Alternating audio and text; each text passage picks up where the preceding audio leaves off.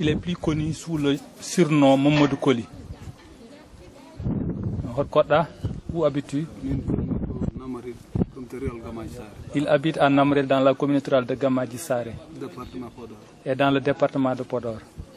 Kongonda? Je suis un Peul éleveur.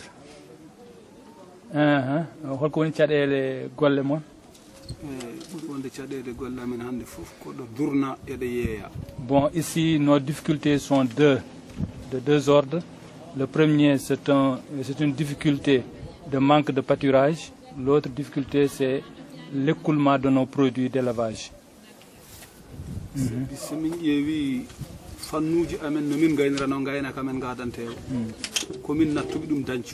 Voilà. Bon, l'élevage pastoral, à voir comment on le pratiquait hier, est différent aujourd'hui. Est différent comme pratique aujourd'hui. Il y a eu des changements. Nous, on faisait l'élevage à partir de la mobilité. On va vers le fleuve, entre les fleuves, les cours d'eau. C'est là-bas, il y a des pâturages, on l'emmène là-bas, c'est des pâturages stratégiques. On remontait un peu vers le fleuve, entre le fleuve et la zone intermédiaire et la zone pastorale. Il y avait également une zone intermédiaire où également on amenait les animaux pour brouter. À un certain moment, on remontait également vers la zone du Djeri pour ça, pour pâturer. Et on allait jusqu'au très fond du Ferlo. Tout ça, c'est maintenant, c'est bloqué, c'est arrêté.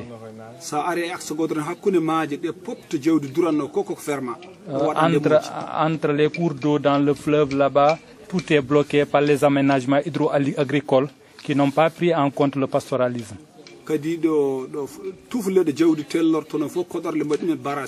Les parcours de bétail qui menaient vers le fleuve, tout ça a été bloqué par les habitations tout au long du fleuve.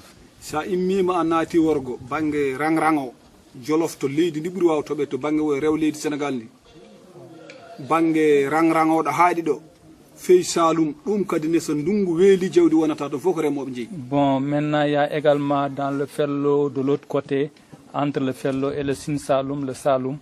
Là aussi, c'est une partie réservée à l'agriculture. L'élevage n'a plus sa place là-bas.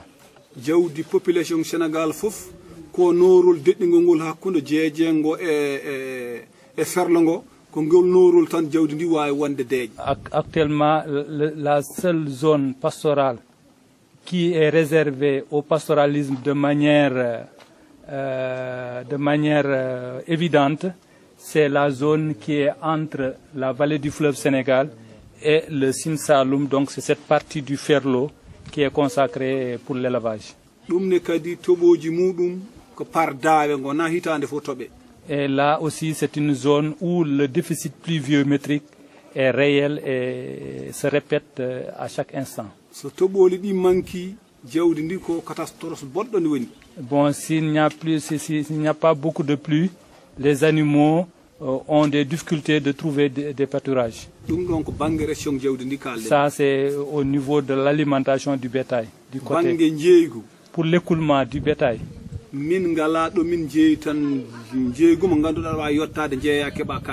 Là aussi, on a des difficultés d'avoir un marché du bétail où tu amènes ton bétail, tu vends et tu récupères ton argent sur le coup. Tout le monde se rencontre au marché du bétail de Dara. Tout le bétail qui vient à Dara est acheminé sur Dakar. Et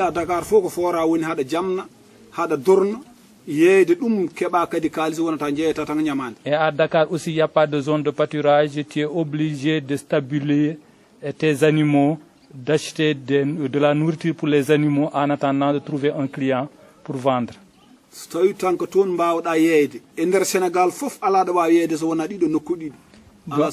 Donc les points de vente, c'est Dara.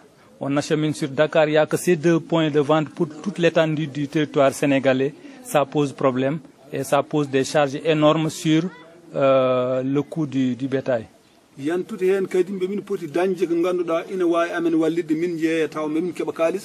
walla min daña ɗo min kirsi min jeeya tewu o banggue min jeeya gurɗi banggue min jeeya banggue.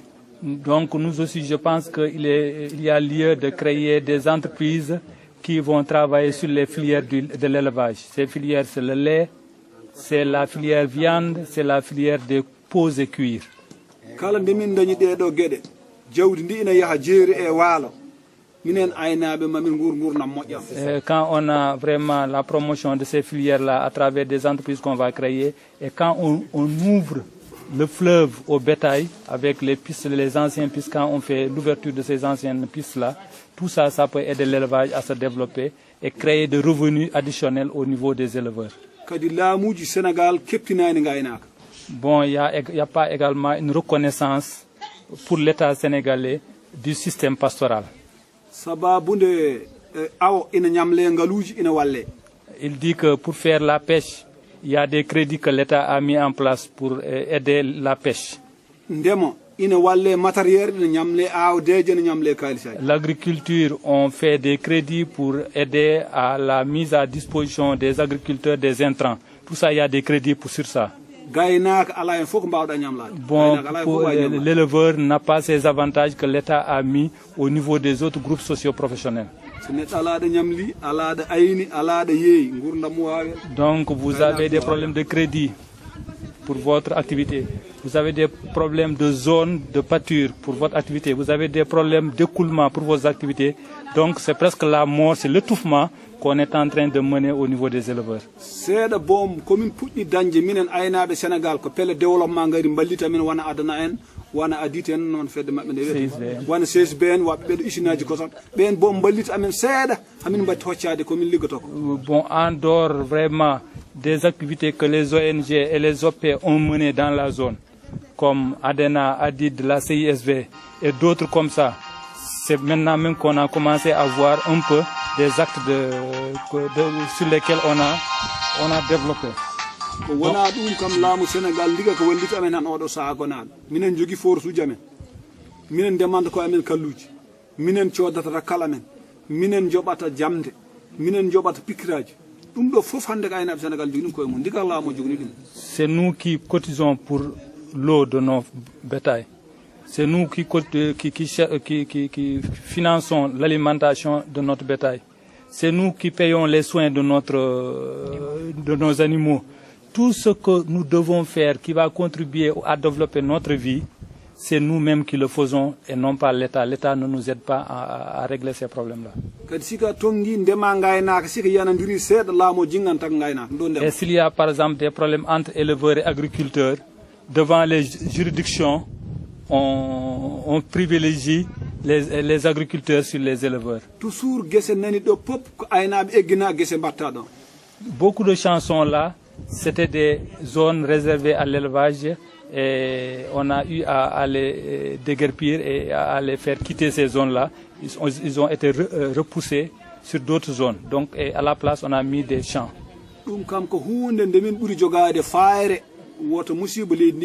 Bon, ça c'est une crainte réelle au niveau de la communauté pastorale du Sénégal, cet accaparement de terre qui se mène actuellement au niveau du Sénégal. Voilà, c'est ce qu'il voulait résumer comme difficulté de l'élevage actuellement. Okay. Est-ce qu'il connaît la CISV, la CISV? Est-ce qu'il a déjà travaillé avec nous?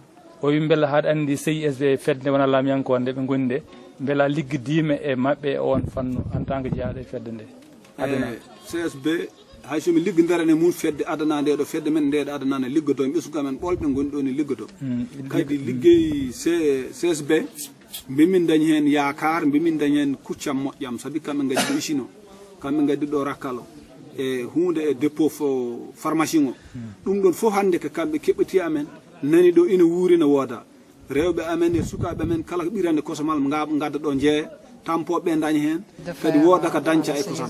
Comment on peut continuer à les appuyer?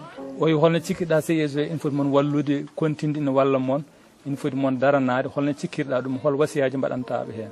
Minen kam sonno ko sagame kala dooleɗe CSB wallanno fedde adana nde yo ɓuur wallude saabi adana ina yaaji e nder département Podor fodde wonde sikku région ngaji tati e compteur uji ma gon jeegom walla jeeɗiɗi ɗum fof fedde nder huufi ɗum kadi adana lombi ko gaynaka complètement kamɓe fof ko aynaɓe Sénégal fof feccere hen ina heeɓa ndiggo gollal ngal wadde siko tawi adana ɓeydama doole ha yi capacité wawde kala section woni tawa ina wawa dañde ɗo fewndi kosam ina wawa dañde guura jawdi e cellal e guura yimɓe mbeɗa sikki ma caɗele ɗe usto. C'est un éleveur qu'il parle au monde, donc européenne, à l'Europe et même aux autres éleveurs. ngol daɓɓol tan e mbamen wallu tan koɗo mbawɗen dañde jencude guura jawdi e kisnal kosam e tew.